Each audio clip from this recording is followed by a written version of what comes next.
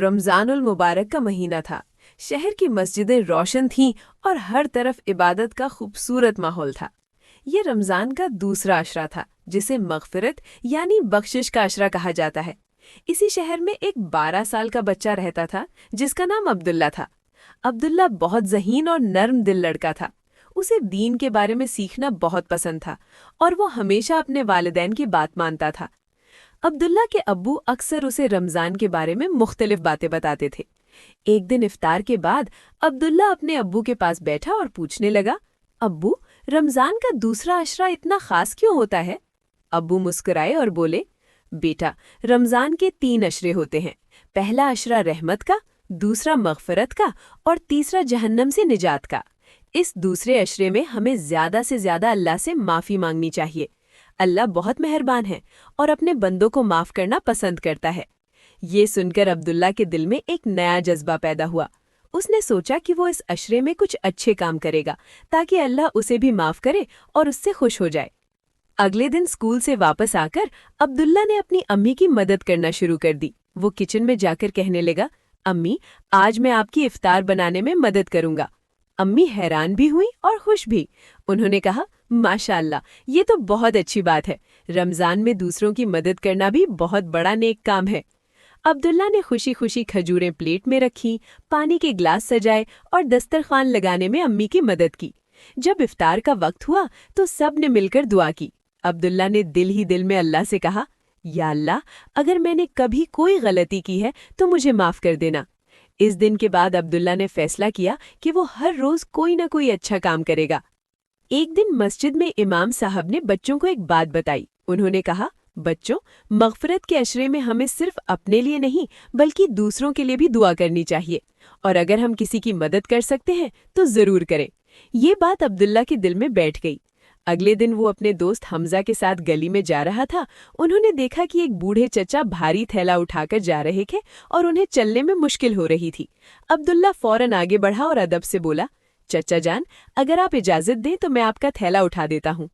چچا نے مسکرا کر کہا، بیٹا، اللہ تمہیں خوش رکھے، مجھے واقعی مدد کی ضرورت ہے۔ عبداللہ اور حمزہ نے وہ تھیلا اٹھایا اور چچا کے گھر تک پہنچا دیا۔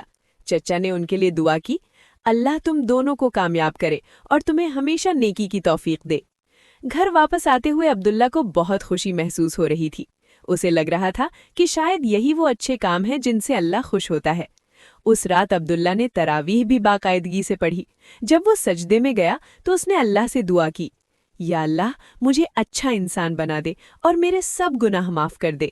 دن گزرتے گئے اور عبداللہ ہر روز کوئی نہ کوئی نیکی کرنے کی کوشش کرتا رہا۔ کبھی وہ اپنے چھوٹے بھائی کو قرآن پڑھنے میں مدد دیتا، کبھی محلے کے بچوں کو لڑائی سے روکتا اور کبھی مسجد کی صفیں سیدھی کرنے میں مدد کرتا۔ ایک دن اسکول میں استاد نے سب بچوں سے پوچھا، بتاؤ، رمضان ہمیں کیا سکھاتا ہے؟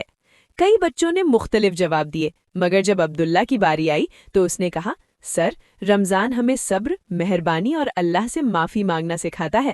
خاص طور پر دوسرا عشرہ ہمیں یاد دلاتا ہے کہ ہمیں اپنی غلطیوں پر معافی مانگنی چاہیے اور دوسروں کے ساتھ اچھا سلوک کرنا چاہیے۔ استاد بہت خوش ہوئے اور بولے، شاباش عبداللہ، تم نے بہت اچھی بات کہی۔ اس دن عبداللہ کو محسوس ہوا کہ وہ واقعی کچھ نیا سیکھ رہا ہے۔ رمضان کا دوسرا عشرہ اس کے دل کو بدل رہا تھا۔ چند دن بعد عبداللہ نے ایک اور کام کرنے کا سوچا۔ اس نے اپنی جمع کی ہوئی جیب خرچ کی رقم نکالی اور امی سے کہا، امی، میں چاہتا ہوں کہ اس پیسے سے کسی غریب کی مدد کریں۔ امی کی آنکھوں میں خوشی آ گئی۔ انہوں نے کہا، بیٹا، یہ بہت بڑی نیکی ہے۔ اللہ ایسے بچوں کو بہت پسند کرتا ہے جو دوسروں کے بارے میں سوچتے ہیں۔ وہ دونوں مل کر ایک ضرورت مند خاندان کے لیے راشن لے آئے۔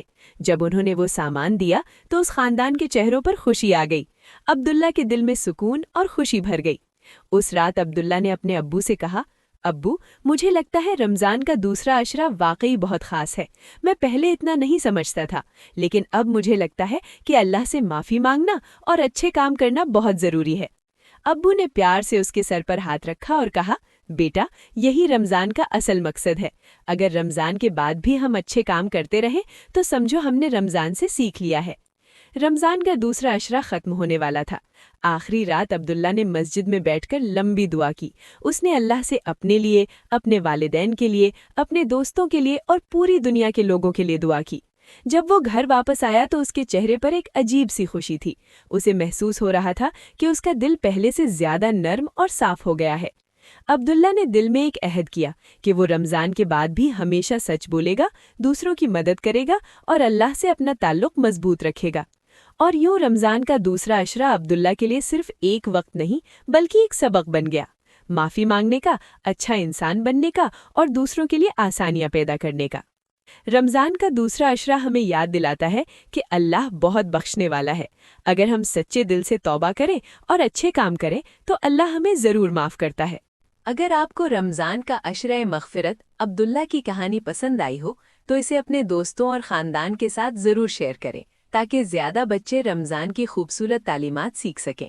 हमें कमेंट में बताएं आप रमज़ान के दूसरे अशरे में कौन सा नेक काम करने की कोशिश कर रहे हैं।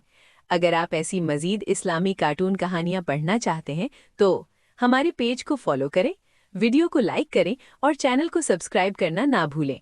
इंशाअल्लाह हम जल्द ही अगली कहानी लाएंगे।